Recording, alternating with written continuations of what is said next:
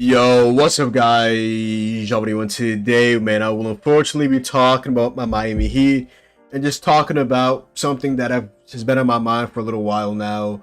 After watching tonight's disastrous loss against the Suns, you're up by 15, you lose by 3, and I'm sort of on a possession in tonight's game. Just absolutely pitiful. It's time for the Miami to trade Jimmy Butler. I love Jimmy Butler. He's one of my favorite players in all the basketball. I have a Jimmy Butler jersey right here. Love this guy. Love this guy. But the fact of the matter is the writing's been on the wall for a while. And this team is damn near a second apron team, and it's mid. Like, if you're gonna be mid, at least have a good young core. Don't be a team that is damn near a second apron team. I'm looking at it right now. We have $191 million in total cap allocations compared to the Celtics, who have the best team in basketball, $202 million, which is the fourth highest. We have the ninth highest by total cap allocations.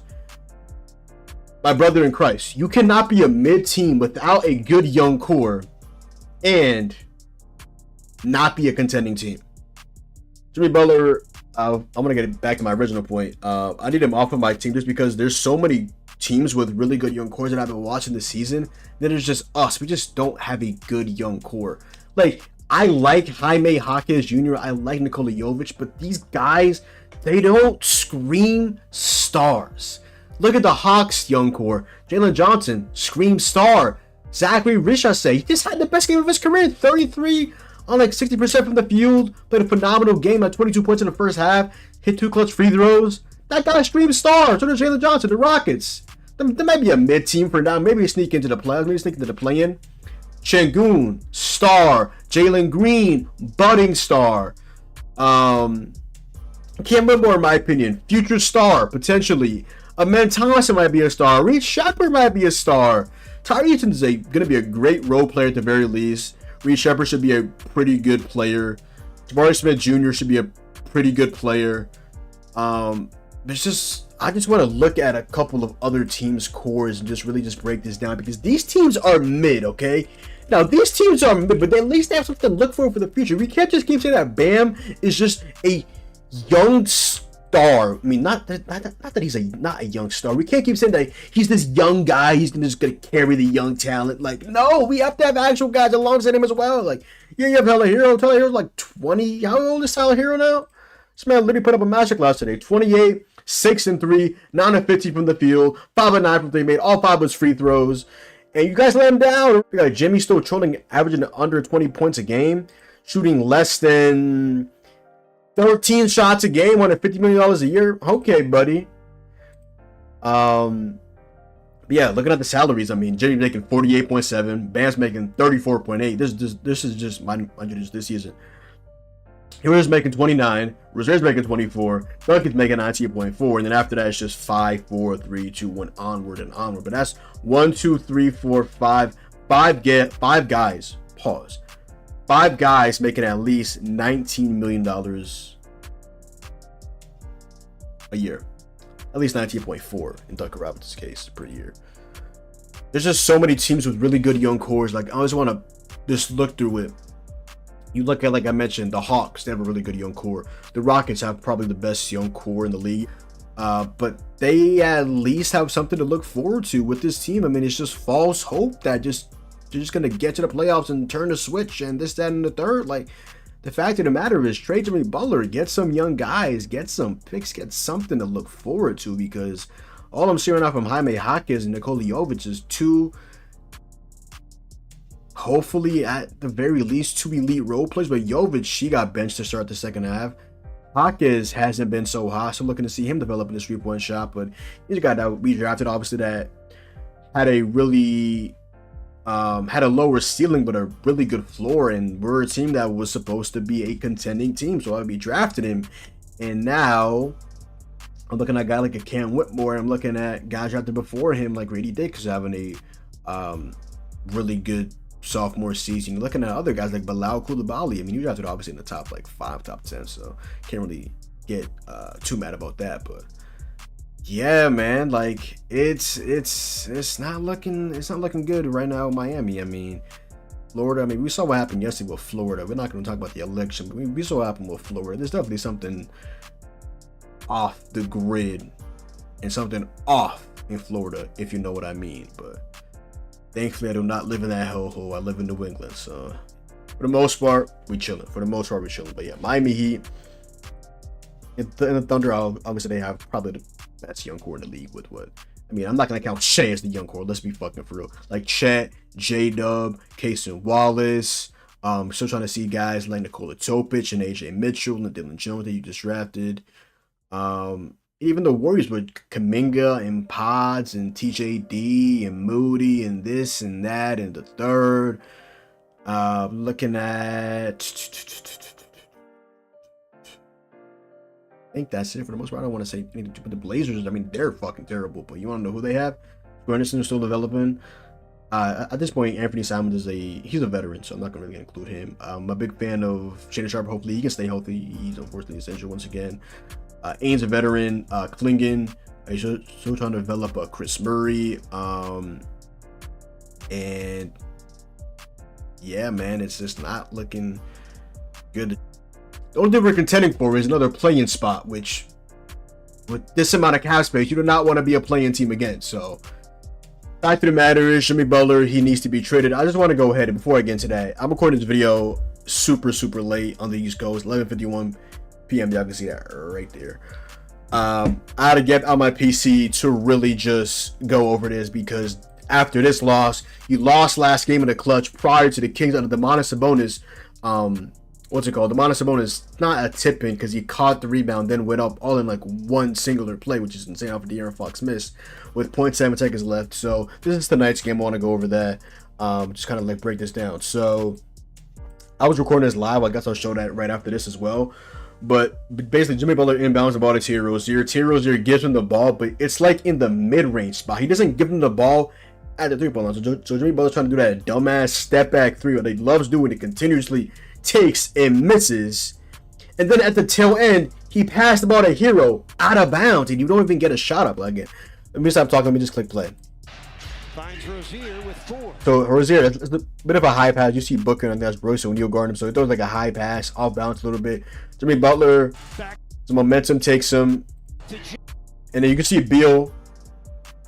He is on Hero, so he's expecting a pass from Jimmy Butler here to Tyler Hero, because Jimmy Butler's not going to take the 2, even though it's wide open. You want to know why?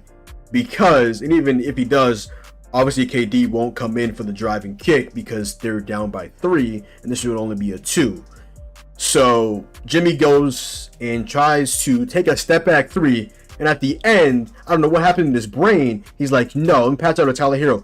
Tyler Hero should have had the ball. Like, I don't want you inbound with Jimmy Butler for 3. How many times in the clutch have we seen Jimmy Butler take step back, sidestep 3s, and it just hasn't worked? I tweeted out before, like, this play, the only guy who touching the ball in the fourth quarter in the clutch is Tyler Hero, who had a phenomenal game. And again, we keep losing great performances from Tyler Hero. I don't know what it is. It's just so infuriating. Jimmy Hero To do this dumbass step back 3, and again, nobody's open. You're not trusting in Bam with that shot. I don't know, like, Bam, can you step in, my brother in Christ? What the fuck are you shooting from Curry range, or spotting it from Curry range, my brother? He doesn't even look step back. Jimmy, that's a shot. Late contest from Royce O'Neal. He puts it up. He puts the shot with 1 second to go. Man, he's like, no, I want to pass the ball. Hero's like, he's like me and y'all. He's just chilling, trying to the player line. He's just like, man, this ain't like, man, I'm not doing me. This is all you two too. And he just gives him the ball. Like, what? So he goes up for the shot, and then mid-play, he fades on Royce O'Neal. Royce O'Neal thinks the shot is up as well. And Tyler Hero's literally watching like a bystander. He's like, whatever happens, happens. It is what it is. And then he's giving the ball. Like, come on. Like, and then he just flipping. He's out of bounds. Like, that is embarrassing, my brother in Christ. Before I even get to that as well, I do want to talk Sabonis play as well. And then I want to get into a couple of cores that have really young teams that, you know, don't have the expectations of being a, what's it called? Don't have the expectations of being a contending team, even though we never really had a championship contending team in the Jimmy Butler era. It's literally just because we had great performances in great performances in the playoffs, just from magnet ball, 3-point shooting, and Jimmy Butler going on heroic performances. This is not the championship contending team. We're not a championship contending team since fucking the Big Three. Let's be fucking for real now, y'all. So Pella Larson, the rookie, get the stop, and so does Jimmy Butler. Nice double team on De'Aaron Fox. Don't get the rebound. Bam's trying to tip it to the Heat side. Sabonis all in one play like a gazelle. Look at his feet, like a gazelle. And he makes it. 0.7 seconds left. And of course, the Miami Heat don't end up winning the game. They were up by 1, and then they were down by 1 after that. And of course, they didn't end up hitting that shot. So let's just get into tonight's game. I want to first start with the evisceration of Bam Adebayo. First off, he proclaimed himself as the best defender in the world. Do you want to know what happened tonight against the Suns in the clutch against Kevin? Is it Kevin Wayne Durant? I believe his middle name is. I want to get that. I think that's correct. Whatever it is, though. That man was not on Kevin Durant. Do you want to know who was on him? Our second best player today? Haywood fucking Highsmith. He was getting repeatedly fucked by Kevin Durant. On and on and on. And again, it's Kevin Durant, but he has the height advantage. And obviously, at that point, he's comfortable. And then let's talk about Bam offensively. My brother in Christ, he's had one good game, and that was against Alex Sarr and Joval. Congratulations, man. At a point today in the first half, I think he was 3 for 15. All of those were dunks, by the way.